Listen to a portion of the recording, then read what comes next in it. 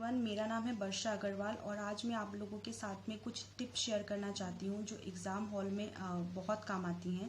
Class 8-9 से शुरू करके मास्टर्स तक या कोई भी कम्पिटिटिव एग्ज़ाम्स की अगर आप तैयारी कर रहे हो तो ये आप टिप्स यूज़ कर सकते हैं। तो चलिए शुरू करते हैं। एग्ज़ाम्स की अगर मैं बात करूँ तो एग्ज़ाम्स दो हिस्सों में हम दो तरीक़ों से हम बांट सकते हैं। पहला सब्जेक्टिव और दूसरा ऑब्जेक्टिव। ऑब्जेक्टिव को भी दो तरीक़ों से बांट सकते हैं। पहला जहाँ पर कम्पिटिटिव नेगेटिव मार्किंग होती है, दूसरा जहाँ पर नेगेटिव मार्किंग नहीं होती। जहाँ पर नेगेटिव मार्किंग होती है वहाँ पर आपको ट्राई करना चाहिए कि आप ज़्यादा से ज़्यादा जो आंसर्स आपको पता हो वही अटेम्प्ट करें और जिनका आपको बिल्कुल भी क्लू ना है वो अटेम्प्ट ना करें और अपना समय और अपने मार्क्स दोनों बचाएं। लेकिन जहाँ पर नेगेटिव मार्किंग नहीं होती है वहाँ पर आप ये कर सकते हैं कि आप मैक्सिमम क्वेश्चंस अटेम्प्ट कर सकते हैं और आप रिस्क ले सकते हैं क्योंकि वहाँ पर कोई नुकसान नहीं है। ये हो गई ऑब्जेक्टिव की बात। अब मैं सब्जेक्टिव की बात करूँ तो मैं आपसे 10 टिप्स शेयर करूंगी। तो मेरा पहला टिप ये है कि टाइम बाउंडेशन यानी कि समय का ध्यान रखना। हमें एग्जाम्स में 3 घंटे मिलते हैं और ज़्यादातर हम 100 मार्क्स या 70 मार्क्स या 80 मार्क्स का हम पेपर कर रहे होते हैं। तो आप पहले से ही अपना स्ट्रेटेजी बना लीजिए कि आप पहले आधे घंटे में कितना पेपर कंप्लीट करोगे, आप दूसरे आधे घंटे में कितना पेपर कंप्लीट करोगे।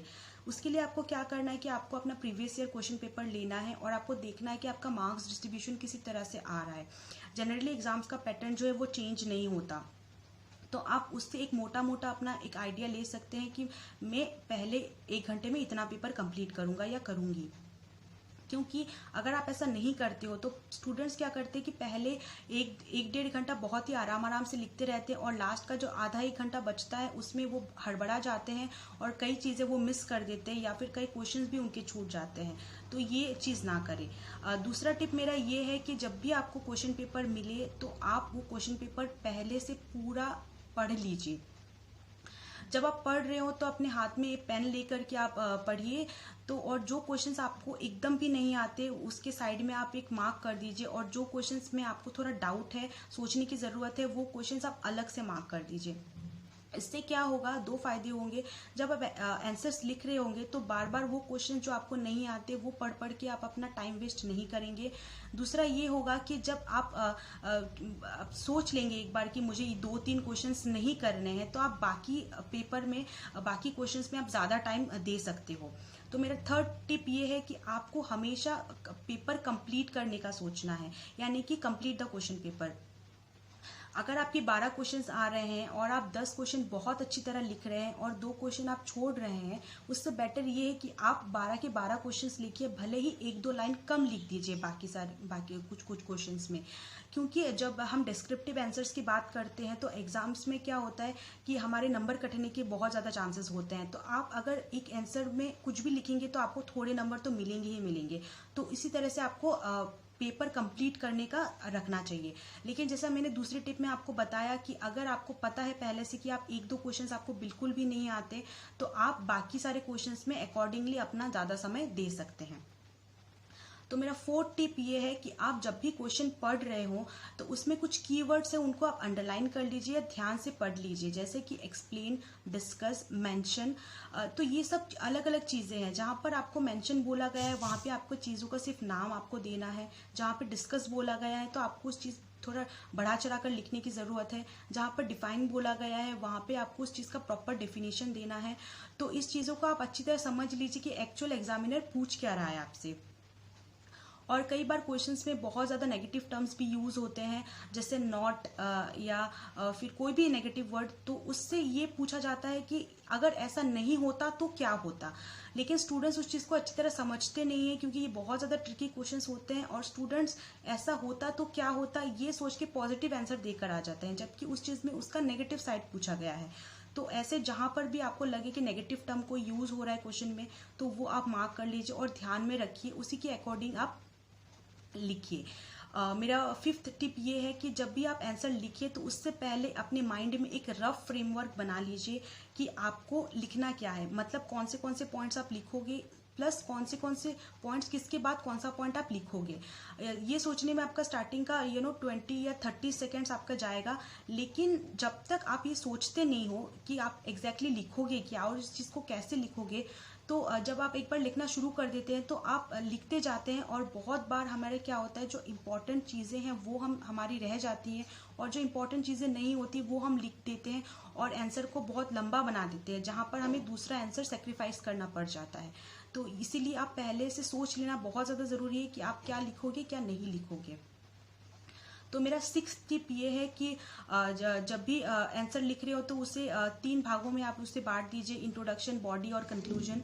इंट्रोडक्शन में आप लिखिए, जैसे अगर इंग्लिश लिटरेचर की मैं बात करूँ तो राइटर का नाम या वो पोएम का नाम या उस पोएट का नाम वगैरह वगैरह, आप ऐसी चीज़ें लिख सकते हैं इंट्रोडक्शन में, जो आप एक ब्रीफ इंट्रोडक्शन देते हैं उस टॉपिक का।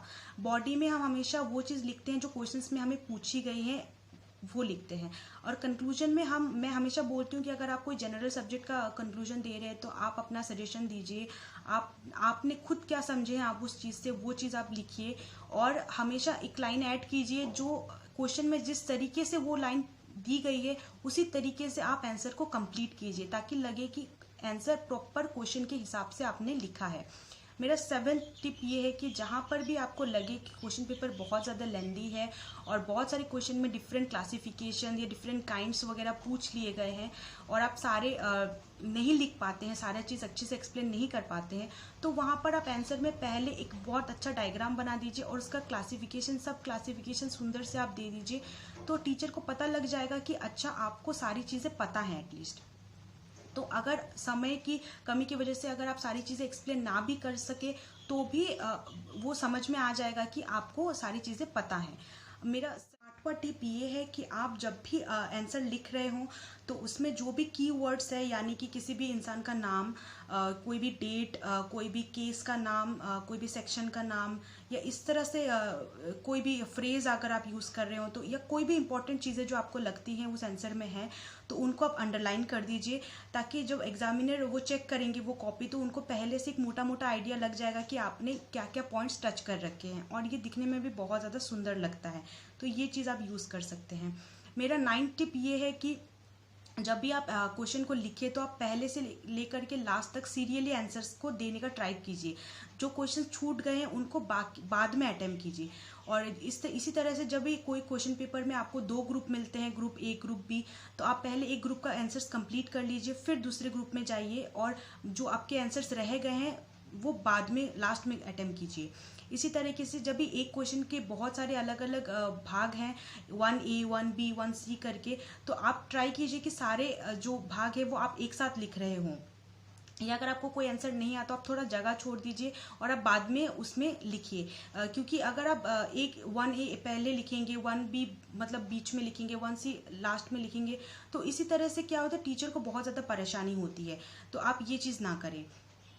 मेरा 10वां टिप ये है कि आप जब भी कोई आंसर लिख रहे हो तो उसके बाद दूसरा आंसर शुरू करने से पहले आप प्रॉपर गैप एक मेंटेन कीजिए, क्योंकि अगर आप जो नॉर्मल लाइंस के बीच में जितना गैप है उतना ही अगर आप मेंटेन करोगे तो वो दिखने से ही पता नहीं लगेगा कि आपका दूसरा आंसर कहाँ शुरू हो रहा है। तो इसीलिए आप क्या कर सकते हैं, अगर आपके पास में समय है तो स्केल लेकर के आप एक लाइन खींच सकते हैं जो 2 आंसर्स को अलग कर देंगी। अगर आपके पास में टाइम नहीं है तो कोई बात नहीं, आप 2 आंसर्स के बीच में थोड़ा ज़्यादा गैप मेंटेन कीजिए, तो दिखने से, ताकि पता चले कि आपका पहला आंसर कहाँ ख़त्म हो रहा है, दूसरा कहाँ शुरू हो रहा है। तो ये थी मेरी 10 टिप्स। अगर आपको वीडियो अच्छा लगा तो आप इसको लाइक कीजिए, अपने फ्रेंड्स के साथ शेयर कीजिए और कमेंट करके मुझे बताइए कि आपको वीडियो में क्या अच्छा लगा, क्या बुरा लगा। और अगर आप और भी टिप्स चाहते हैं पढ़ाई से रिलेटेड, तो मुझे जो पता है मैं आपको वो बता सकती हूँ। कोई आप टॉपिक मुझे दे सकते हैं तो मैं आपको बता सकती हूँ। तो धन्यवाद सुनने के लिए। Thank you. Have a nice day.